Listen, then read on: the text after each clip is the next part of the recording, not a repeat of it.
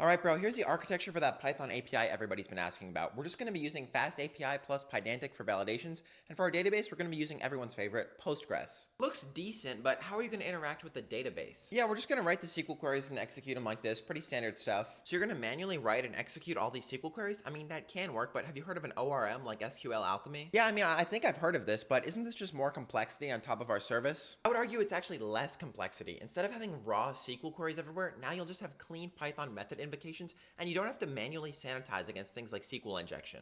Okay, so I just define everything in Python and then I can interact with my SQL database just like a standard class or object? This is super nice. Yeah, exactly. There's tons of other benefits and there are ORMs for pretty much every language you'd ever want to use. Wow, this is great. Are there any downsides? Well, because the ORM is generating your SQL queries under the hood, you could miss out on some small performance optimizations. Also, you're not going to learn raw SQL the same as if you started without an ORM. Thanks, bro. I'll start redefining the tables in Python. Why? Just ask ChatGPT.